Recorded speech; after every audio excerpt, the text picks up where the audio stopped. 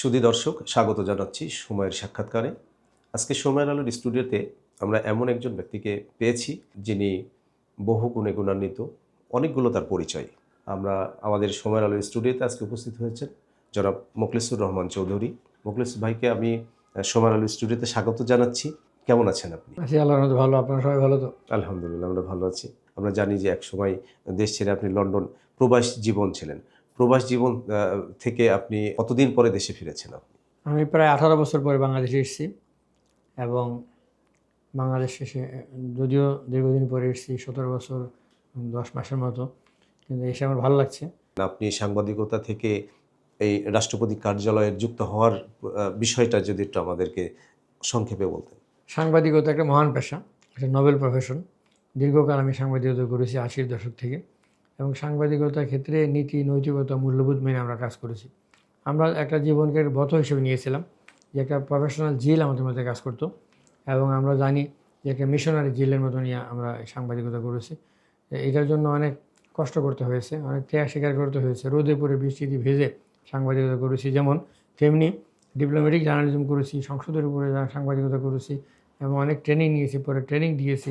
প্রতিষ্ঠান বিবেচনা করে বাংলাদেশের 20 কোটি মানুষ, তখন জনসংখ্যারও কম ছিল, তাদেরকে আমরা এক সামনে দেখে দেশটাকে উন্নত করা যায়, সামনের দিকে এগিয়ে নিয়ে যায়, ব্রত নিয়ে কাজ করেছি। এবং সাংবাদিকতা যখন করেছি তখন চেয়েছি দেশটা ভালো হোক, এবং অন্যায়ের বিরুদ্ধে লড়াই করেছি। আমার একটু জানার বিষয় যে আপনি রাষ্ট্রপতির কার্যালয়ে যে যুক্ত হওয়াটা, সেটা কিভাবে হলেন আপনি? এটা হচ্ছে 2001 সালে যখন বিএনপি ক্ষমতা আসলো, তখন সাবেক প্রধানমন্ত্রী বেগম খালেদা জিয়া আমাকে লন্ডনে বাংলাদেশ মিশনে, বাংলাদেশ হাই কমিশনে প্রেস মিনিস্টার করার সব ব্যবস্থা করেছিলেন। কিন্তু তখন একটি মহল এটাকে বাধা দিয়েছিল। পরে যখন প্রধানমন্ত্রীর সাথে কয়েক মাস পর দেখা হলো, বললো, আমি বললাম, না, এবার তো আমি না করিনি। তিনি বুঝে রাখলেন। পরে রাষ্ট্রপতি প্রফেসর ডক্টর ইয়াজউদ্দিন আহমেদ, তিনি আমাকে তার প্রেস সচিব হিসেবে চেয়েছিলেন। এর আগে যিনি রাষ্ট্রপতি ছিলেন তিনিও চেয়েছিলেন, তখন আমি যাইনি। ইয়াজউদ্দিন সাহেব যাওয়ার পরে তিনি বঙ্গভবনে ডেকেছিলেন, আমার সাথে কথা হয়েছিল, এবং একজন শিক্ষক, একজন অধ্যাপক, ঢাকা ইউনিভার্সিটি টিচার্স অ্যাসোসিয়েশনের প্রেসিডেন্ট, এবং তখন তিনি বাংলাদেশ ইউনিভার্সিটিজ ফেডারেশন, টিচার্স ফেডারেশনের প্রেসিডেন্ট ছিলেন, এবং তিনি 90-এর গণতান্ত্রিক আন্দোলনে ভূমিকা রেখেছিলেন। প্রেস ক্লাব থেকে কারফিউ ভেঙে এরশাদের সময় 1990 সালের 27শে নভেম্বর আমরা রাস্তায় নেমে পড়েছিলাম। আমরা দোয়েল চত্বরের কাছে একাকার হয়ে গিয়েছিলাম। তিনি এই সমস্ত কথা স্মরণ করিয়ে দিলেন এবং বললেন যে এরকম সাহসী এবং আল্লাহর রহমতে আমার সাথে অনেক বিশ্ব নেতৃবৃন্দের যোগাযোগ আছে। আমি এমনও সময় গেছে যে ডক্টর মাহাথির মোহাম্মদ, মালয়েশিয়ার প্রধানমন্ত্রী, জাতিসংঘে তিনি একটু প্রবলেমে পড়েছিলেন। আমি তার টকিং পয়েন্ট এবং ভাষণ, তিনি উন্নত বিশ্বের বিরুদ্ধে, আমেরিকার বিরুদ্ধে দাঁড়িয়ে বক্তব্য দেবেন, সেই প্রেস কনফারেন্সে তাকে আমি ড্রাফট করে দিয়েছিলাম। এবং আমি 1995 সালে জাতিসংঘে বাংলাদেশকে প্রতিনিধিত্ব করেছিলাম। এবং আমার ভূমিকা, প্রেসিডেন্ট ক্লিন্টন যখন বাংলাদেশ সফর করলেন, তখন প্রধানমন্ত্রী শেখ হাসিনা আমাকে বাধা দিয়েছিলেন প্রশ্ন করার ক্ষেত্রে। এটা একটা ঐতিহাসিক ঘটনা। I was A news maker, তখন এই ঘটনাকে কেন্দ্র করে হয়েছিলাম। এবং এই সমস্ত ঘটনা, এরপরে ব্রিগেডিয়ার সাবা আশফাককে হত্যা করা হয়েছিল 96 সালের পরে। তখন আমি সাংবাদিকতা রুখে দাঁড়িয়েছিলাম। ডাইরেক্টর মিলিটারি ইন্টেলিজেন্স, ডিজিএফআই, তারা আমাকে নিয়ে কঠিন থ্রেট করছিল। প্রেসিডেন্ট ক্লিন্টনের যে প্রশ্ন করার ঘটনা, সেখান থেকে আমাকে ডিজিএফআই, এনএসআই, তারা আমার বিরুদ্ধে উঠে পড়ে লেগেছিল, আমাকে তারা ডিস্টার্ব করছিল। আমেরিকান গভর্নমেন্ট, আমেরিকান অ্যাম্বাসাডার এবং সরকার আমাকে হেল্প করছিল। 111 বাংলাদেশের একটা ইতিহাসে যদি বলি বহুল আলোচিত, ঘটনাবহুল, যদি বলি কলঙ্কিত, সেটাও হয়। সেই ঘটনাটা আপনি একেবারে ভিতরে থেকে স্বচক্ষে দেখেছেন সব ঘটনাগুলো। আসলে 111-এর প্রেক্ষাপটটা কী ছিল? 2001 সালে মোর দেন 2/3 মেজরিটি নিয়ে বিএনপি সরকার ক্ষমতা আসে। একটি সুষ্ঠু, অবাধ, নিরপেক্ষ, গ্রহণযোগ্য নির্বাচনের মাধ্যমে বিচারপতি লতিফুর রহমানের নেতৃত্বে যে তত্ত্বাবধায়ক সরকার, সেই সরকারের নির্বাচনটা হয়েছিল। এবং আওয়ামী লীগ বা শেখ হাসিনার নেতৃত্বে যে আওয়ামী লীগ প্রশাসন, সেই সরকার, তারা যে প্রশাসন রেখে এসেছিল, সেইখানে তারা আশা করেছিল যে তারা শুধু চেয়ার থেকে যাচ্ছে আবার চেয়ারে চলে আসবে। এমনও তারা বলেছিলেন, তাদের মন্ত্রীরা কেউ কেউ, যে আমরা চেয়ারের মধ্যে, সিংহাসনে আমরা কোট রেখে যাচ্ছি, আমরা তা ফিরে আসবো। এবং তারা বিচারপতি লতিফুর রহমান তখন হয়েছিলেন প্রধান উপদেষ্টা, ইমিডিয়েট পাস্ট চিফ জাস্টিস হিসেবে ক্যাটেগরি গভর্নমেন্টের আইন অনুযায়ী 96 সালে যে আইনটা বিএনপি করেছিল। এবং সেখানে এম.এ. সাইদ ছিলেন প্রধান নির্বাচন কমিশনার, সিএসপি। আওয়ামী লীগের প্রতি তার দুর্বলতা ছিল, এই কারণে তাকে দেওয়া হয়েছিল। এবং এরপরে সেই সেনাপ্রধান ছিলেন জেনারেল হারুন, তাকেও দেখে দেওয়া হয়েছিল, তিনি আওয়ামী লীগকে সাপোর্ট করবেন। এবং রাষ্ট্রপতি ছিলেন বিচারপতি শাহাবুদ্দিন আহমেদ, এবং তিনি আওয়ামী লীগ থেকে রাজনৈতিকভাবে রাষ্ট্রপতি নির্বাচিত করেছিল। যদিও এর আগে তিনি 1991 সালে অর্থাৎ 90 সালের 6 ডিসেম্বর তিনি রাষ্ট্রপতি হয়ে 91 সাল পর্যন্ত ছিলেন, সংসদীয় গণতান্ত্রিক ব্যবস্থা প্রত্যাবর্তন সহ, এবং উনি প্রধান বিচারপতির পদে প্রত্যাবর্তনের সংবিধান সংশোধন পাশ করিয়ে দিয়ে তারপরে এটা একাদশ সংশোধনী পাশ করার পরে এবং সংসদের প্রতি দ্বাদশ সংশোধনী পাশ করার পরে তিনি ফেরত গিয়েছিলেন। সেই হিসেবে তারা সবাই ছিলেন।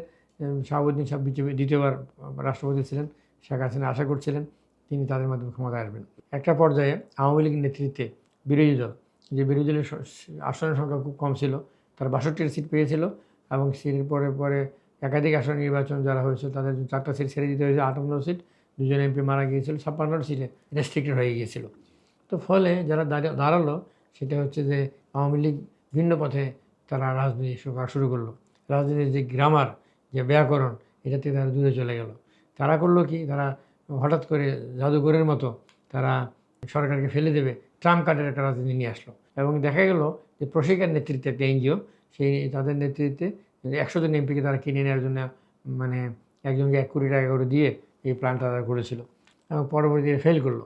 কিন্তু তারা এই পদ্ধতি যাওয়া শুরু করলো, সংসদীয় পদ্ধতি গণতন্ত্র থেকে তারা সরে আসলো, তা পার্লামেন্ট বয়কট করা বা বর্জন করা শুরু করলো। 2006 সালের 28 অক্টোবর লোকে বইটার দিকে তারা গেল।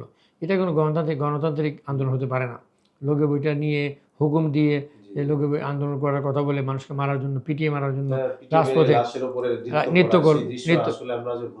এক্স্যাক্টলি এই যে দৃশ্যটা জেনারেল মঈনুল আহমেদ যখন মানববন্ধন ঘটালেন, তখন তিনি এটাকেও একটা ইস্যু হিসেবে নিলেন। তো 29 অক্টোবর লোকে বইটার পরের দিন সারাদিন প্রধানমন্ত্রীর অফিসে তেজগাঁয়ে জেনারেল মঈনুল আহমেদ, তৎকালীন সেনাপ্রধান এবং তৎকালীন স্বরাষ্ট্র প্রতিমন্ত্রী, তৎকালীন আইনমন্ত্রী, তৎকালীন আইন বিচার ও সংসদ বিষয়ক উপদেষ্টা, একজন সাবেক বিচারপতি যিনি বিভিন্ন আমলে বিভিন্ন কালাকানুন, জরুরি অবস্থা জারির এই সমস্ত ড্রাফট করার জন্য যিনি একজন এক্সপার্ট বলতে হবে, তাকে আনা হলো।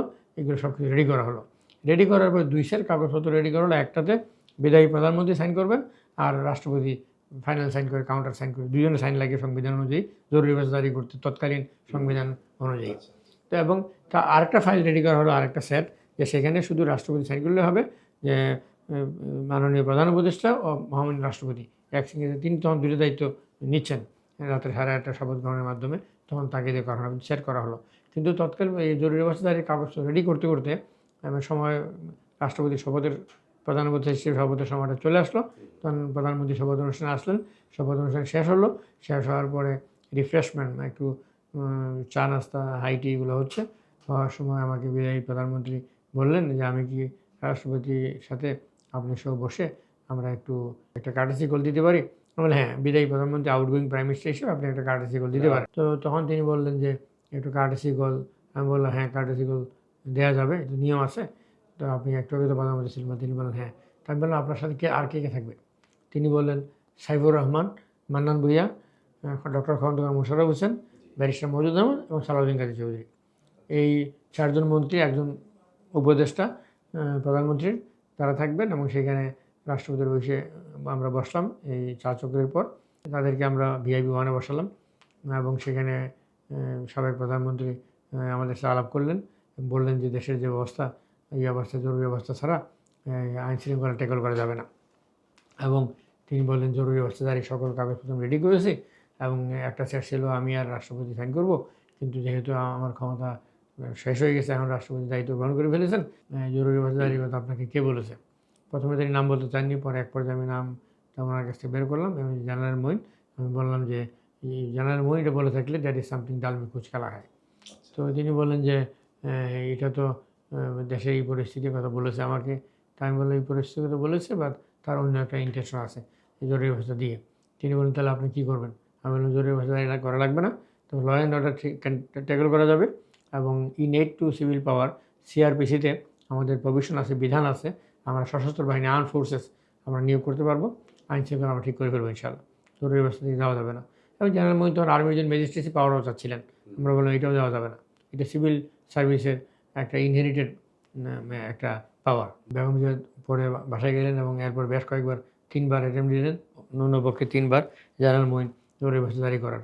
তো সেখানে আমি ঠিকই দিয়েছি। এই আলোচনাটাই ছিলেন যে 3 জনে আপনারা যে আলোচনাটা আলোচনাটা সমাপ্তিটা কিভাবে হলো? সমাপ্তি হলো যে আমি বললাম জরুরি অবস্থা জারি আমরা করবো না, জারি না করে আমরা ইউনিট টু সিভিল পাওয়ার যে সিআরপিসির যে বিধান আছে সেই বিধানে আমরা সশস্ত্র বাহিনী আমরা নিয়োগ করব এবং জরুরি অবস্থা ছাড়াই তাদেরকে নিয়োগ করতে পারবো এবং সেইভাবে আইন শৃঙ্খলা আমরা রক্ষা করবো এবং পরের দিন থেকে আমরা আর্মি ডিপ্লয়মেন্টে চলে যাবো, এটা বললাম। আমরা সেই পদ্ধতিতে গেলাম, সেই জরুরি অবস্থা জারি করলাম না, তারপরে জরুরি অবস্থা ছাড়াই আমরা কাজ করছিলাম। এবং এই যে 111 ঘটনাগুলো আস্তে আস্তে ওইদিকে যাচ্ছিল, তারপর জেনারেল মঈন অন্য পদ্ধতির আশ্রয় নিলেন। তিনি সরকারের সাথে উপদেষ্টাদের গোলমাল করার সৃষ্টি করার চেষ্টা শুরু করলেন।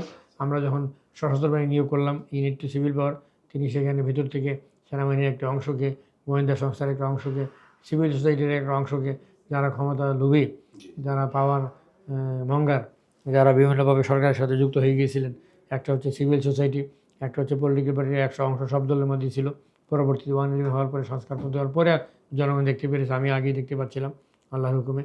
তো এইগুলো তারা সবগুলো গ্রুপ একসাথে কাজ করা শুরু করলো। মিডিয়ার একটা অংশ যা আমাদেরকে ডিজিএফআই ফিড দিত, আমরা সেটা করতাম এবং দেখা যেত কিছু কিছু পত্রিকা journalism without fear and favour, তাদের মাস্টারের নিচে লেখা ছিল, লেখা আছে, কিন্তু কাজ করার সময় তারা সেদিন গোয়েন্দা সংস্থার সাপ্লাইকৃত তথ্য দিয়ে মেলান করতে চেয়েছিলেন আমাদের পলিটিশিয়ানদেরকে, সবাইকে। উপদেষ্টাদের সাথে একটা দূরত্ব সৃষ্টি করলেন জেনারেল মঈন আহমেদ এবং তার কোহর্ট, মিলিটারি কোহর্ট যে গ্রুপটা তার সঙ্গে ছিল। তো করার ফলে 4 জন উপদেষ্টা পদত্যাগ করার মতো ঘটনা ঘটলো। জরুরি ব্যবস্থার জন্য সব দল রাজি হয়ে গেছিলো। আওয়ামী লীগ রাজি ছিল আগে থেকে, এক পায়ে খারাপ। যখন দেখে যে আমি সমাধান করি সংকটের, তখন তিনি আমাদের দিকে আসেন। আর যখন দেখেন যে জেনারেল মঈন কোনো কোনো জায়গায় সাকসেসফুল হয়ে যাচ্ছে, ওই লাইনটা রাখেন এবং যে লাইনটা তার জন্য কাজ করে। এবং তারপরে আন্দোলন চলছিল, রাস্তায় আন্দোলন চলছিল, ব্লকেট, অবরোধ, হরতাল এগুলো চলছিল এবং লগি বৈঠা চলছিল, সেটাকে মোকাবেলা করছিলাম আমরা। এবং একসাথে সেনাবাহিনী নিয়োগের ক্ষেত্রে ভিতরে উইদিন অ্যান্ড আউটসাইড, আমরা উপদেষ্টা পরিষদের ভেতরে, সরকারের ভেতরে এই যে কাজ হচ্ছিল, যে উপদেষ্টাদের দিয়ে আমাদের বিরোধিতা করা হচ্ছিল। উপদেষ্টা সরকার, রাষ্ট্রপতি বা প্রধান উপদেষ্টার কমান্ড মানছেন না। সিভিল এবং রাজনৈতিক দলের একটা অংশ এবং এমনকি সেনাবাহিনীর একটা অংশ, জেনারেল মঈন আহমেদ এবং তার যে অ্যাসোসিয়েটস কোহর্ট, তারা আমাকে বারবার আমাদের আপন সেজে রিকোয়েস্ট করছিল, স্যার আওয়ামী লীগ ইলেকশন আনার দরকার নেই। আমি বললাম 15 ফেব্রুয়ারি ইলেকশন যদি হয়, সেই ইলেকশন একটা রাজনৈতিক দল ক্ষমতা আসে, বিপুল সমর্থন নিয়ে 2001 সালে বিএনপি ক্ষমতা আসছিল, সেই দল 15 ফেব্রুয়ারি ইলেকশনের পরে 1.5 মাসের বেশি ক্ষমতা থাকতে পারে না। এরকম নির্বাচন দিতে লাভ নাই, যে দলই আসুক। এবং বেগম জিয়াকে আমি বুঝালাম এবং তিনি বুঝলেন। তারপরে যেটা দাঁড়ালো সেটা বললাম যে একটি সুষ্ঠু, অবাধ, নিরপেক্ষ, গ্রহণযোগ্য নির্বাচন করতে হবে, সব দলকে নির্বাচন নিয়ে আসতে হবে। রাজনৈতিক সংকট সমাধানের ব্যবস্থা করলাম। শেখ হাসিনার নেতৃত্বে মহাজোট নির্বাচন অংশ নিল, তার দাবিটা মেনে নিলাম, সব দল নির্বাচন চলে আসলো। এই সংকটগুলো একদিকে 4 জন উপদেষ্টা রিপ্লেস করলাম, একদিকে সেনাবাহিনী নিয়োগ করলাম, একদিকে নিয়োগ করার পরে প্রথমে জন সেনাবাহিনী নিয়োগ করলাম, করার পরে সেনাবাহিনীর অংশটা এবং উপদেষ্টাদের চাপের কারণে, সিভিল চাপের কারণে যারা বিদেশি শক্তির কাছেও তারা বিচার দিয়েছে, সব কারণে আমরা উইথড্র করলাম আর্মি। পরে আবার নিয়োগ করলাম যখন পরিস্থিতি আরও খারাপ হলো। তো এইভাবে করে আমরা এইদিকে পরিস্থিতি নিয়ন্ত্রণ করছিলাম, সরকার পরিচালনা করছিলাম। এবং তখন যে সরকারটা ছিল আমাদের, সেই সরকার সম্বন্ধ ফখরুদ্দিন যে গভর্নমেন্ট ছিল, সেই গভর্নমেন্টের মতো যে কোনো দায়িত্ব আমরা পালন করিনি, সংবিধান লঙ্ঘন করিনি। 6টা অপশন ছিল প্রধান উপদেষ্টা নিয়োগের, 6টা অপশন 5টা অপশন আমরা এক্সস্টেড হওয়ার পরে 6ষ্ঠ অপশন রাষ্ট্রপতি দায়িত্ব গ্রহণ করেছেন সাংবিধানিকভাবে, প্রধান উপদেষ্টা দায়িত্ব নিয়েছেন কেয়ারটেকার গভর্নমেন্টের। কিন্তু ডক্টর ফখরুদ্দিন আহমেদকে যে সরকার নিয়োগ করলো, যেটা মঈন আহমেদ, সেটার এরকম কোনো ম্যান্ডেট ছিল না, তাই কাউকে জিজ্ঞাসা করা হয় নাই, সংবিধানিক নাই। এবং এরকম হচ্ছে ফখরুদ্দিনকে প্রধান উপদেষ্টা বানানোর আগে, যখন আমার হাতে ক্ষমতা নিতে পারছিল না জেনারেল মঈন আহমেদ, বারবার তার চেষ্টা করে, আমি ভণ্ডুল করে দিয়েছিলাম, তখন তারা আমাকে তাদের পক্ষে নেওয়ার চেষ্টা করেছিল। একজন ব্রিগেডিয়ারকে, সেনাবাহিনী আরও অফিসারদেরকে আমার অফিসে পাঠিয়ে অফার দিয়েছিল রাষ্ট্রপতি, এমনকি প্রধান উপদেষ্টা দায়িত্ব আমাকে নেওয়ার জন্য। আমি ক্ষমতা চাই না, নির্বাচন করে ক্ষমতা দিয়ে চলে যাব। শেখ হাসিনার নেতৃত্বে আওয়ামী লীগ স্লোগান তুললো, নো এরশাদ নো ইলেকশন।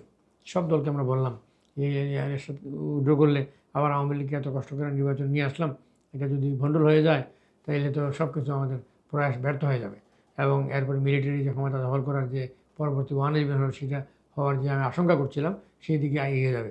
সেটাই হলো। রাজনৈতিক দলকে আমরা বোঝাতে পারলাম না, এই এরশাদের নমিনেশন বাতিল করা হলো 3রা জানুয়ারি 2007, মানে 111-এর 8 দিন আগে সব দল, মানে বিরোধী দলগুলো, যারা এরশাদ, মহাজোট, আওয়ামী লীগ, তারা উইথড্র করলো ইলেকশন থেকে উইথড্র করার ফলে তখন জেনারেল মঈন মৌকা পেয়ে গেল, লাস্ট টার্ম কার্ড পেয়ে গেলেন তারা, জেনারেল মঈন তার কোহর্ট। 111-এর দিন কানাডিয়ান হাই কমিশনার বারবার রিচার্ডসনের বাসভবনে ঢাকাতে মিটিং চলছিল রাজনৈতিক দলগুলোর সঙ্গে, প্রথমে আওয়ামী লীগ এবং তার জোটের সঙ্গে, পরে বিএনপি এবং তার জোটের সঙ্গে। সেখানে তারা জানিয়ে দিলেন যে একটা ইমার্জেন্সি আসতেছে। ওখান থেকে উঠে গিয়ে ব্রিটিশ হাইকমিশনার আনোয়ার চৌধুরী সাবেক প্রেসিডেন্ট এরশাদের বাড়িদারার বাসভবনে গিয়ে আনিস হাসান মাহমুদের কাছে বললেন যে কিছুক্ষণের মধ্যে দেশে জরুরি অবস্থা জারি হবে। ওই দিনটা আসলে শুরুটা মানে আপনি কিভাবে দেখেছিলেন? বঙ্গভবনের চিত্রটা কেমন ছিল? যে আপনি ঢুকে শুরুটা কেমন ছিল? সকালে জেনারেল মঈনুল আহমেদ 9টার সময় অফিসে গেছেন এবং সেনাপ্রধানের অফিসে। তিনি বাকি 2 বাহিনী প্রধানকে তিনি ফোন করে ডেকে নিয়ে আসছেন তার অফিসে, চা চক্রের কথা বলে, এবং বললেন জাতিসংঘের যে বাংলাদেশ স্থায়ী প্রতিনিধি UN resident coordinator in Dhaka Renata Lok Dessallien তাকে একটা চিঠি দিয়েছেন এবং সেই চিঠিতে তিনি তাদেরকে বললেন আর্মি ক্ষমতা নেওয়ার জন্য বলা হয়েছে। তিনি বললেন সেই চিঠির মধ্যে বলা আছে সব দলকে নিয়ে নির্বাচন না করলে সেই নির্বাচনে যদি সেনাবাহিনী সহায়তা করে, সহযোগিতা করে, তাহলে সেনাবাহিনীর ইউনাইটেড নেশনস পিস কিপিংয়ে জাতিসংঘ শান্তিরক্ষী মিশনে বাংলাদেশের যে সেনাবাহিনী অংশগ্রহণ করছে তাদেরকে কিন্তু বহিষ্কার করে দেওয়া হবে। তিনি থ্রেট করলেন এবং বললেন রানাডাল দেসালিয়ান জাতিসংঘের স্থায়ী প্রতিনিধি এই চিঠি দিয়েছেন। এইটা বলে তিনি একটা আতঙ্কের সৃষ্টি করলেন। সেখানে তারপরে এই চিঠির কথা বলে তাদেরকে বললেন যে আমরা বঙ্গভবনে যাব। এরপরে তিনি বঙ্গভবনের একজন কর্মকর্তা তাকে দিয়ে ফোন করালেন, ফোন করিয়ে বলেন যে রাষ্ট্রপতি ডেকেছেন। রাষ্ট্রপতির সাথে তখন আমরা সকালে গিয়ে একটা আইন শৃঙ্খলা উচ্চ পর্যায়ের একটা মিটিংয়ে আমরা অংশগ্রহণ করলাম। সেই মিটিংয়ে অনেকেই আগে থেকে উপস্থিত ছিলেন সেই মিটিংয়ের জন্য। যে principal staff officer lieutenant major general Jahangir Alam Chowdhury সেখানে উপস্থিত ছিলেন। ডিজিএফআই সেদিনের acting DG brigadier Chowdhury Fazlul Bari ওখানে উপস্থিত ছিলেন। 22,000 নির্বাচনকে সামনে রেখে এগিয়ে যাচ্ছিলাম। সেখানে পুলিশের আইজি, সেখানে গোয়েন্দা সংস্থাগুলোর প্রধান, বিভিন্ন বাহিনীর প্রধান, আমি সংক্ষেপ করছি, বিভিন্ন বাহিনীর প্রধানরা সেখানে উপস্থিত ছিলেন। সেই মিটিংয়ে আমরা থাকা অবস্থায় একজন সেনাবাহিনীর একজন অফিসার বঙ্গভবনে দায়িত্বরত তিনি রাষ্ট্রপতিকে আমাদেরকে বললেন যে এরকমভাবে 3 বাহিনী সেনাপ্রধানের 3 বাহিনী আসছে। আমি বললাম আনকল ফর তারা তো আসতে পারে না, রাষ্ট্রপতি না ডাকলে তাদেরকে আসতে দেওয়া যাবে না। তারপরে চেষ্টা করলাম বারবার করে রাষ্ট্রপতিকে মিটিং শর্ট করিয়ে রাষ্ট্রপতি রুমে নিয়ে আসলেন। তো এখন তারপরে সেনাপ্রধানের নেতৃত্বে 3 বাহিনী প্রধানকে নিয়ে তিনি আসলেন। আসার পরে সেখানে আমরা প্রথমে ঢুকতে বাধা দিলাম এবং ওখানে যে পিজিআরের কমান্ডেন্ট ছিলেন তিনি আমার রুমে আসলেন, স্যার হোয়াট টু ডু। আমি বললাম যা সব দেম অ্যারেস্ট দেম। তিনি অনেক চেষ্টা করলেন কিন্তু অন্য অফিসার যারা গেট খুলে দিয়েছিল, যারা সেখান থেকে আরেকজন অফিসার রুমে নিয়ে আসছিল, কিন্তু রাজনৈতিক নেতৃবৃন্দ সবাই তখন জরুরি অবস্থার পক্ষে চলে গেলেন। যারা ক্ষমতা ছিলেন তারা মনে করলেন যে আমরা তাদেরকে নিয়োগ দিয়েছি, সেনাপ্রধান নিয়োগ দিয়েছি, অফিসারদের নিয়োগ দিয়েছি, তারা তো আমাদেরকে সাথে বেমানি করবে না। তারা ওখানেও বললো যে নির্বাচন করবো, আপনারা ক্ষমতা আসবেন। আবার যে দল ক্ষমতা ছিল না সেই দলকেও তারা বললেন যে নির্বাচন হলে আপনারা ক্ষমতা আসবেন, যেহেতু আমরা তাদের বিরুদ্ধে, আমরা তাদেরকে ক্ষমতা আনলে তারা আমাদেরকে শাস্তি দেবে। তো এটা তিনি বিচার করলেন এবং ব্যবসায়ীরা মনে করলেন দেশের আইনশৃঙ্খলা পরিস্থিতি খারাপ হলে ব্যবসা বাণিজ্য বন্ধ হয়ে গেছে, হারাপ হওয়ার কারণে বা এর চেয়ে জরুরি অবস্থা জারি করে দেওয়া ভালো। এবং একইভাবে সিভিল সোসাইটিও মনে করেন যেভাবে চলতে পারে না, যারা ক্ষমতা যাওয়ার লোভে পড়ে গেলেন সিভিল সোসাইটির সংবাদপত্রের কিছু লোক সবাই মিলে তারা জরুরি অবস্থার পক্ষে দাঁড়ালেন। ইন্টারন্যাশনাল কমিউনিটি, আন্তর্জাতিক সম্প্রদায় তারা মনে করলেন এইভাবে তার দেশ চলতে পারে না, দাতা সংস্থা তারা এখানে কাজ করতে পারছে না। তারা মনে করছে যে জরুরি অবস্থা জারির মাধ্যমে দেশ ঠিক হওয়ার পরে রাজনৈতিক দল ক্ষমতা দেওয়া দরকার এবং তারা এক পর্যায়ে রাজি হয়ে গেলেন। দাতা সংস্থা, বিদেশিরা, কূটনীতিকরা যে 2 বছরে সব কিছু রিফর্ম করে দেওয়া হবে, রিফর্ম করলে গণতন্ত্র উপযুক্ত হবে এবং এটাই একটা ভালো একটা তাদের জন্য, আর্মির জন্য, জনমনের জন্য একটা অস্ত্র হিসেবে নিলেন, উইপন হিসেবে নিলেন। এটা আসলে জরুরি অবস্থা ছিল না, যারা মহিন চেয়েছিলেন মার্শাল দিয়ে প্রেসিডেন্ট হয়ে যেত, তিনি প্রথমে করতে চেয়েছিলেন এবং সেই জন্য আমি জাতিসংঘের মহাসচিব কোফি আনান সেক্রেটারি জেনারেল হয়েছিলেন, আমি তাকে জানালাম এরকম ঘটনা হচ্ছে। তিনিও আমাকে বললেন যে I am retiring, arrange an ambassador to visit Bangladesh, my special envoy Craig Jenness তাকে পাঠালেন এবং তিনি আসার পরে পিটার এরিক আরেকজন ইলেকশনের ব্যাপারে এক্সপার্ট, তিনি সেখানে জয়েন করলেন এবং জাতিসংঘের বাংলাদেশের স্থায়ী প্রতিনিধি রেনাডাল দেসালিয়ান বাংলাদেশের ভেতর থেকে তিনি এই ডেলিগেশন অ্যাড হলেন। 3 জনের ডেলিগেশন হলো বঙ্গভবনে আমার সাথে, তিনি দেখা করতে গেলেন, আমি রাষ্ট্রপতির সাথে তাদের সাক্ষাৎ করিয়ে দিলাম। ওই প্রতিনিধি দলের প্রধান ক্রেগ জেনেস তিনি তখন আমার সাথে, আমি তাকে একা বৈঠক করলাম, বৈঠক করে আমি রেনাডাল দেসালিয়ান আমি তাকে বললাম আই সাসপেক্ট হার। তিনি জেনারেল মনির সম্পর্ক করে, এই কথা এই জন্য গুরুত্বপূর্ণ, আমি আগেই বললাম কথাটা যে এই সম্পর্ক করে তিনি মনির হাতে ক্ষমতা দেওয়ার চেষ্টা করছেন, যেটা পরে হলো, আমি আগেই বললাম, আমাদের আমলেই বললাম এবং তিনি এটা গ্রহণ করলেন। এবং রিচার্ড বাউচার আমেরিকার সেক্রেটারি অফ স্টেট, তাকে আমি বাংলাদেশ শহরের ব্যবস্থা করলাম। তারা দুজনই সুস্পষ্ট ঘোষণা দিলেন martial law not be accepted. এই বলে দেওয়ার পরে তখন জেনারেল মনির বাধ্য হলেন সে মার্শাল জারি থেকে পিছিয়ে আসতে। পিছিয়ে এসে তিনি জরুরি অবস্থাতে যে আসলেন, যারা সবাই আগে থেকে রাজি আছে, ওই জরুরি অবস্থা দিকে তিনি আগালেন এবং পরে যখন বাকি দুই বাহিনী প্রধানকে বুঝিয়ে আমরা ওইখানে আইন শৃঙ্খলাতে মিটিংয়ে যখন সবাইকে নিয়েছিলাম সেখানে জয়েন করলাম এবং ওইখানে একজন ব্রিগেডিয়ার তার হাতে রাষ্ট্রপতি ভাষণ দেবেন, 1/11 দিন ভাষণ দেবেন, তিনি পদত্যাগ করবেন, তিনি জরুরি জারি করবেন, এই কাগজপত্র জার্মানির আগে থেকে তার কাছে দিয়ে রেখেছে। আমার দায়িত্ব ছিল রেডি করার, কিন্তু আমি জানিও না। এবং ওইখানে বাংলাদেশ সম্পর্কে, বাংলাদেশের ব্যাপারে অনেক মেলাইন তথ্য অপমান করে রাষ্ট্রটাকে ছোট করে খাটো করে বেশ কিছু লাইন লিখে আনা হয়েছে, আমি সেগুলো কেটে দিয়েছি। 1/11 দিনে বঙ্গবন্ধু থেকে আমি লাইনগুলি কেটেছি। সেগুলো কীরকম ছিল? সেগুলো আপত্তিজনক, বাংলাদেশের কলঙ্কের কালিমার কথা বলা হয়েছিল, বাংলাদেশের দুর্নীতির অনেক কিছু বলা হয়েছিল। এইটার মাধ্যমে দেশ যে অপমানিত হচ্ছে এটা তারা বোঝে না, তার ক্ষমতারা তাদের কাছে মুখ্য হয়ে দাঁড়িয়েছিল। মিলিটারি আরও অফিসাররা মহিনের পক্ষে বলছে, বিভিন্ন জায়গায় তারা বিভিন্ন গুরুত্বপূর্ণ দায়িত্বে যারা স্টেক হোল্ডার হিসেবে কাজ করছে তাদের কথা তিনি শুনেছেন। তো পরে তিনি আমাকে বলেছিলেন, জেনারেল মঈন যদি কু করে ক্ষমতা দখল করে তাহলে জেনারেল মাসুদ বঙ্গভবনে আপনার পক্ষে ট্যাঙ্ক নিয়ে যাবে। এবং 8ই জানুয়ারি পর্যন্ত জেনারেল মাসুদ আর মঈনের সঙ্গে সম্পর্ক ভালো ছিল না, 1/11 3 দিন আগ পর্যন্ত। 8ই জানুয়ারি দুইজন সম্পাদক এবং আরেকটা মহল আর্মির একটা অংশ মিলে এই মঈনের সাথে মাসুদের দূরত্ব কমিয়ে দেয়। এবং তখন বলা হয় যে জেনারেল মঈন ক্ষমতা দখল করলে মাসুদ সেনাপ্রধান হবেন, পরবর্তীতে একবার প্রথমে যে মঈন রাষ্ট্রপতি হবেন, সেনাবাহিনীর অন্য সিনিয়র অফিসাররা একজন রাষ্ট্রপতি হবেন। এবং তখন তারা মিলে গেলেন। তারপরেও বলা হলো, মাসুদ বললেন যে আমাকে ওখানে যেতে হলে লিখিত অর্ডার লাগবে, সেটাতে রাজি হলেন। রাজি হয়ে মঈন আর মাসুদ আগের দিনও মিটিং করলেন। আর ওইটা 11 জানুয়ারির আগের দিন, 1/11 দিন আমি বহু চেষ্টা করলাম। এক পর্যায়ে আমি বাধ্য হয়ে আমার নিজের বিবেকের তাড়নায় আমেরিকান অ্যাম্বাসাডার প্যাট্রিসিয়া ভিডিওসকে ফোন করলাম, অন রেকর্ডে ফোন করেছি। পরে 1/11 পরের দিন 12ই জানুয়ারি সেনা সদরে আর্মির অল ফরমেশন কমান্ডারদের সামনে আমি বেগম জিয়ার সাথে অন্যান্য নেতৃবৃন্দের সাথে কী আলাপ করেছি অন রেকর্ড সেগুলো ক্যাসেট ছেড়েছিলেন জেনারেল মঈন আহমেদ। সেখানে অন্য জেনারেল আমাকে সাপোর্ট দিয়ে বলছিলেন, স্যার তো এত সাহসের সাথে এগুলো মোকাবেলা করেছেন, প্রধানমন্ত্রীর সাথেও মোকাবেলা করেছেন এগুলো। পরবর্তীতে যখন দেখলো ইলেকশন ছাড়া জেনারেল মঈন আরও অনেক কাজ করছে, তখন তার বাধা দিল, বললো যে hold the election and transfer power to the civilian government, elected government. তারা এটা করলো। তো এরপরে ঘটনা যে দাঁড়ালো 1/11 যেহেতু সব মহলই রাজি, সেই কারণে 1/11 ঘটনা এই পর্যন্ত আগালো এবং বঙ্গভবনে তারা ঢুকলো। ভবনে যখন ঢুকলেন তারা, ওই সময় কি তারা অনেক ফোর্স নিয়ে গিয়েছিলেন? ডিজিএফআইয়ের ফোর্স বুকের মধ্যে একটা কার্ডের মতো নাম লিখে লাগিয়ে তারা পুরা গাছের নিচে, ভবনের নিচে, ভেতরে বাইরে সর্বত্র তারা গিজ করছিল, সশস্ত্র অবস্থা দখল করে ফেলেছিল। দখল করে ফেলে পরবর্তীতে যখন প্রেসিডেন্টকে আমরা ভেতরে বেডরুম নিয়ে যাচ্ছিলাম, তারা প্রেসিডেন্টের পাশের রুমের বাইরে আর একটা চৌকির মতো একটা চেয়ার দিয়ে সামরিক অফিসার বসিয়ে দিল। সেখানে তার প্রেসিডেন্টকে অনেকটা পাজা গোলা করে জোর করে নেওয়ার মতোই তারা প্রেসিডেন্টকে রুমে ইচ্ছার বিরুদ্ধে তাকে ওই প্রেসিডেন্টের যে ইনার সিটিং হাউস যে রুমের মধ্যে প্রেসিডেন্টের রুমে নিয়ে ঢুকিয়ে চেয়ারে বসিয়ে দিল। এবং প্রেসিডেন্ট একটু আগে আমরা চেষ্টা করলাম, এবং যখন জেনারেল মঈন কখনো একটু উত্তেজিতভাবে, কখনো বাইরে থেকে ট্যাঙ্ক আসছে, মাসুদ ট্যাঙ্ক নিয়ে আসো, এরকমভাবে ভয় দেখাচ্ছিলেন প্রেসিডেন্টকে ইনডাইরেক্টলি। বিমান বাহিনী প্রধান বলছেন, রাখো তোমার এগুলো কেন করতেছো প্রেসিডেন্টের সাথে, এটা বলছিলেন। তারপরে যাই হোক এই কাজগুলো হচ্ছিলো। এবং প্রেসিডেন্টকে আরেকটা কথা তারা বললো, sir your family will be untouched, এবং এটা প্রেসিডেন্টকে আশ্বাস দিচ্ছিলেন। তারা একটা ভয় দেখাচ্ছিলেন যে প্রেসিডেন্টের ফ্যামিলি বিরুদ্ধে তারা বিভিন্ন অভিযোগ তারা দাঁড় করাচ্ছিলেন, প্রেসিডেন্ট ফ্যামিলির সাথে করাপশনের বিভিন্ন বিষয় নিয়ে আসছিলেন, প্রেসিডেন্টকে ভয় দেখাচ্ছিলেন, এবং এই জন্য বলছিলেন যে your family will be আনটাস্ট sir. তারপরে তারা সেদিন প্রেসিডেন্টকে বললেন সাইন করতে। সেখানে জেনারেল মঈন এবং তার আর্মি কহর অনেকগুলো ভুল করলেন। সেখানে যারা প্রেসিডেন্টকে পদত্যাগ করালেন প্রধান উপদেষ্টার পদ থেকে, পদত্যাগ করেন, এরপরে আবার 9 জন উপদেষ্টার কাছ থেকে পদত্যাগপত্র নিলেন। যে প্রেসিডেন্ট যা পদত্যাগ করলেন as the chief adviser, it is deemed the advisory council automatically dissolve, সেটা হয়ে গেল অটোমেটিক্যালি। এবং আমি রাতে জেনারেল মঈনকে রাতে 12:30 টেলিফোন আমার সাথে আলাপ হচ্ছিল, আমি সেটা বললাম, আমাকে স্যার আমাদের হাঁটুনের যে বুদ্ধি এটা আপনি বললেন, আপনি ভিতর থেকে এটা বললে তো আমাদের সমূহ ক্ষতি হয়ে যাবে।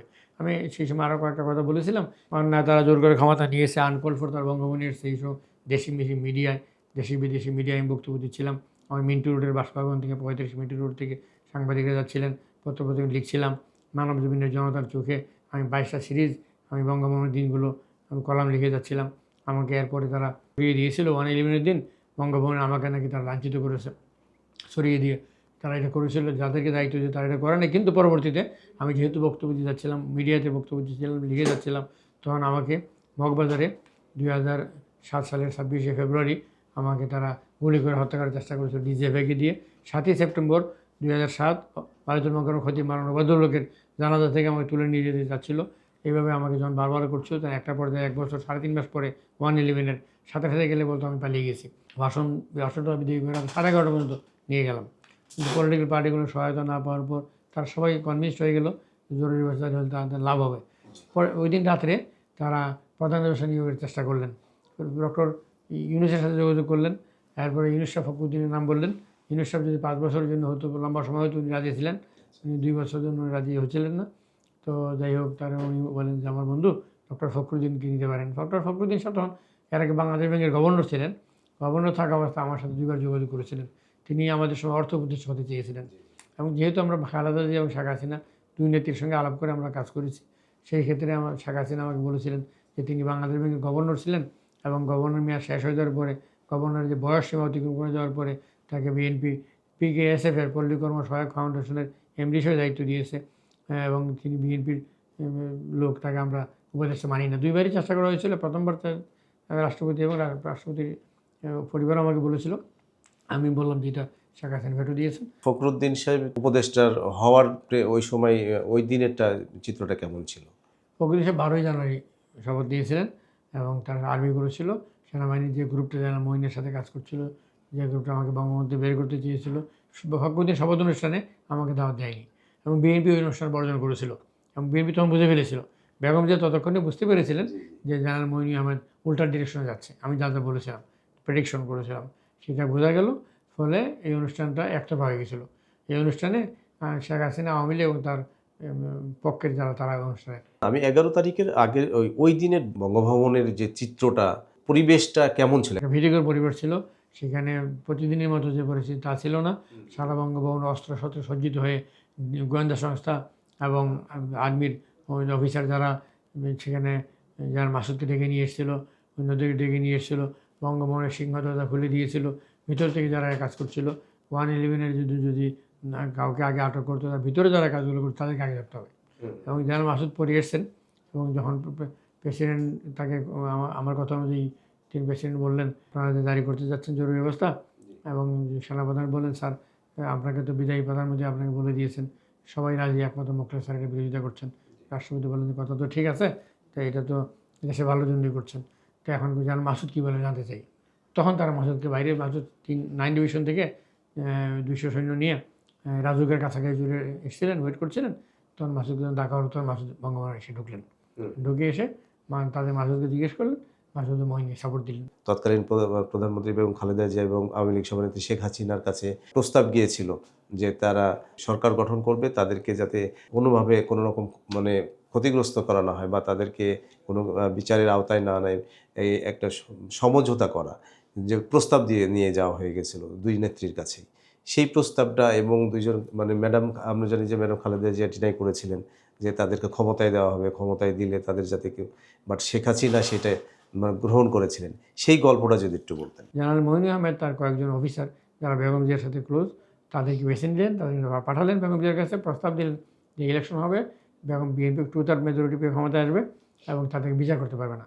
জেনারেল মঈন এবং তার লোক যারা বেগম জিয়াকে অ্যারেস্ট করেছে, তারেক রহমানকে টর্চার করেছে, বিদেশে পাঠিয়েছে এবং কুকুকেও এক পর্যায়ে অসুস্থ বিদেশে পাঠাতে হয়েছে, এবং এইগুলোর কারণে তারা রিলিফ পাবে বেগম জিয়ার কাছ থেকে। কিন্তু বেগম জিয়া তখন রাগ আর সংবরণ করতে পারলেন না, অত্যাচার নির্যাতন সইতে পারলেন না। তিনি মনে করলেন যে জনগণ আমাদের ভোটেই পাস করবো, ভোটটা কীভাবে চেঞ্জ করবে, এটা স্বাভাবিক প্রশ্ন। কিন্তু তখনও ইলেকশন ইঞ্জিনিয়ারিং এভাবে হবে এই বিষয়টা আসেনি। যেহেতু আসেনি, সেই জন্য তিনি বললেন যে না, আমি ওদের বিচার করবো, স্ট্রংলি বললেন। ফলে ওখানে তার ফেরত গিয়ে দিলেন তথ্যটা। তো তখন তিনি অন্য অফিসার যারা শেখ হাসিনার সাথে সম্পর্কিত, সংশ্লিষ্ট, এবং তাদেরকে তিনি বেছে নিয়ে পাঠালেন শেখ হাসিনার কাছে প্রস্তাব দিয়ে 2/3 মেজরিটি দেওয়া হবে এবং তার ক্ষমতা আসলে তাদেরকে, জেনারেল মঈন এবং তার লোকদেরকে সেফ এক্সিট দেওয়া হবে, কোনো বিচার করা হবে না। শেখ হাসিনা লুফে দিলেন এবং বললেন যে আপনাকে তো টর্চার করা হয়েছে, অর্থাৎ মানসিকভাবে নির্যাতন করা হয়েছে, অ্যারেস্ট করা হয়েছে। যখন এমন একটা অবস্থা, বিতিকির অবস্থা করা হয়েছিল, তখন বেগম জিয়া পর্যন্ত প্রতিবাদ করেছিলেন। তারপরে তিনি বিদেশে গেছিলেন, সেখানে লন্ডন জায়গায় হিথ্রোতে আটকে দেওয়া হয়েছিল। অনেক ঘটনা আছে, তার দলের লোকদেরকে টর্চার করা হয়েছে। শেখ সেলিম, তার ফুফাতো ভাই আব্দুল জলিল সহ অনেকের প্রসঙ্গ আছে। তো বলেন আমরা তো আপনার সেইগুলো করেছি। তিনি কোনো অসুবিধা নেই, আমি ভুলে যাবো, ক্ষমতা পেলে ভুলে যাবো, আমি তো ক্ষমতা ছিলাম না।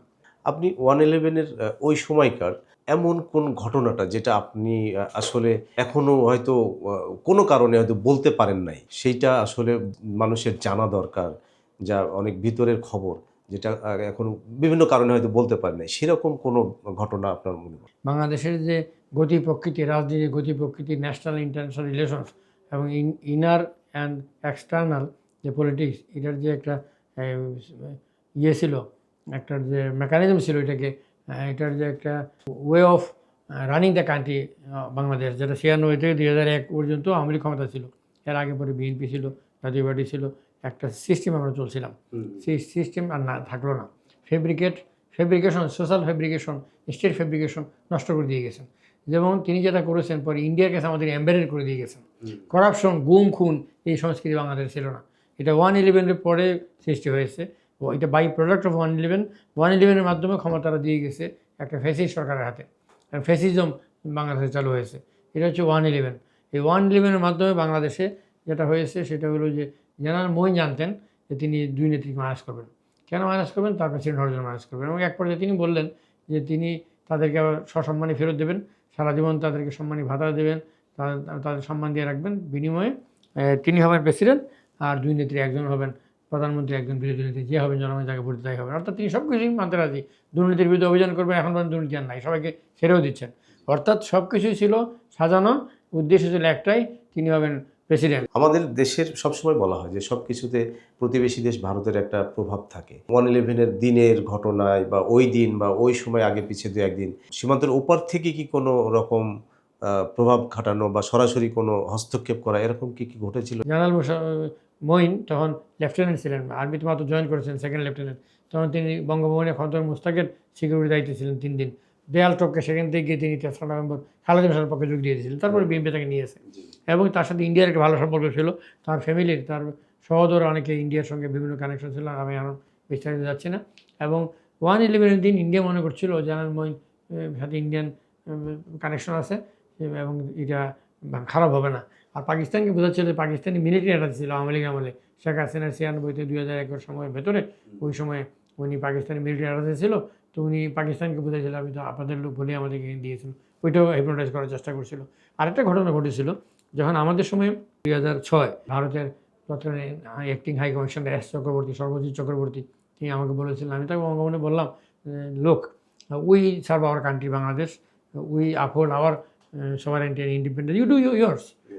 And we should do everything with win-win situation. তিনি বললেন আমাকে আই সেলিউট ইউ স্যার।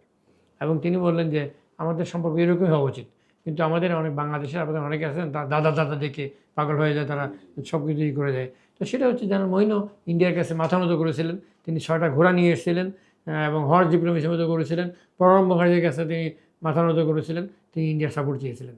কিন্তু যারা দাঁড়িয়েছে যে ইন্ডিয়া কখন ইন্ডিয়া তাকে সাপোর্ট দিল, আবার সাপোর্ট উঠেও করলো, এটাই বুঝতে হবে। সেটা হচ্ছে এই শেখ হাসিনার বাসভবনে 16ই ডিসেম্বর একটা অনুষ্ঠানে ইন্ডিয়ান অ্যাক্টিং হাই কমিশনার পিছনে দাঁড়ানো ছিলেন, আর সুরজিৎ সেনগুপ্তর মুঘল বোস সেখানে শেখ হাসিনার পেছনে ছিলেন। তার সংস্কারপন্থী হয়েছিলেন পরে, কিন্তু আমরা জানতাম শেখ হাসিনা বেগম, যে আমরা জানতাম অনেকে যে সংস্কারপন্থী তারা আগেই হয়ে আছে। তো যাই শেখ হাসিনা শেখ হাসিনার পেছনে দাঁড়াচ্ছেন, সেখানে দেখেন নেই। শেখ হাসিনা একজনকে বললেন একটা শব্দ উচ্চারণ করে যে এই 2 মালটা এখানে কেন আসছে, কিন্তু ইন্ডিয়ান হাইকমিশন নিজে কেন শুনেছেন এটা, আর তারাও তো বুঝে ফেলছে। ফলে ওইখানে royal RAW research and analysing wing of India, গোয়েন্দা সংস্থা, তাদের অফিসার ছিল। তো তারা একটা রিপোর্ট দিল যে শেখ হাসিনাকে আমরা সার্ভ করি, আমরা তাকে সাপোর্ট দিই, কিন্তু তার মুখ দিয়ে এরকম ল্যাঙ্গুয়েজ বেরিয়েছে হিন্দুদের সম্পর্কে, সংখ্যালঘুদের সম্পর্কে। রিপোর্ট দিয়েছিল হাইয়েস্ট অফিসে, প্রেসিডেন্ট অফিসে, প্রধানমন্ত্রী অফিস পর্যন্ত চলে গিয়েছিল। একই সাথে হাইকমিশনের রিপোর্টও গেছে, 2টা রিপোর্ট একই রকম রিপোর্ট তারা দেখছে। দেখার পর তারা মাইন্ড করলো ইন্ডিয়ান গভর্নমেন্ট উই সার্ভ হুম, আমরা কাকে সার্ভ করি, এবং তার শেখ হাসিনার ভিতরে এরকম কথাবার্তা থাকে, মনোভাবটা এরকম, তখন তারা সাপোর্ট দিল জেনারেল মঈনকে। জেনারেল মঈনেরও সাপোর্ট দরকার ছিল, তাদের সাপোর্ট দরকার ছিল। এটা আফটারওয়ার্ডস, মোড় ঘুরে গেল, আফটারওয়ার্ডস, এটা 1/11 ঘটনার পরে এই কাজটা হয়েছে। কিন্তু পরবর্তীতে যখন মঈন ফেল করে যাচ্ছে, ইন্টারনালি ছাত্রদের আন্দোলন হচ্ছে, শিক্ষকদের আন্দোলন হচ্ছে, ব্যবসায়ীদের আন্দোলন হচ্ছে, রাজনৈতিক দলগুলোর আন্দোলন হচ্ছে এবং ফেল করে যাচ্ছে, তখন জেনারেল মঈন, ইন্ডিয়া দেখলো মঈনটা টিকবে না। আর আওয়ামী লীগ তখন এটা মাফ শিখেছে শেখ হাসিনা প্রণব মুখার্জিকে ধরে। প্রণব মুখার্জি বলল তুমি এটা কী করেছো, তুমি যে এই কথা বলো, তোমার তো রিপোর্ট, সরকারের রিপোর্ট আসছে, তোমার শেষ করে দিয়েছে। পরে প্রণব মুখার্জি তাদেরকে বোঝালেন যে এখন তো মঈন গভর্নমেন্ট ফেল করে যাচ্ছে, আর এখন তো তাহলে বিএনপি ক্ষমতা আসবে, তো এখন মঈনও দিয়ে যাবে হাসিনার হাতে, আর পারছে না বলে তার বিচার যাতে না হয় সেই জন্য, আর আমাদেরও এখন আর উপায় নাই। ইন্ডিয়া তখন এরপরে ঘুরে আসলো। এই মাঝখানে বেশ কিছু মাস ইন্ডিয়া আর মঈন একসাথে ছিল। যদি মঈন জিতে যেত, ইন্ডিয়ার পক্ষে মঈন থাকতো। শুধু দর্শক, সময়ের আলোর সাক্ষাৎকার পর্ব আজকে মতো শেষ করছি। ধন্যবাদ সময়ের আলোর সঙ্গে থাকার জন্য।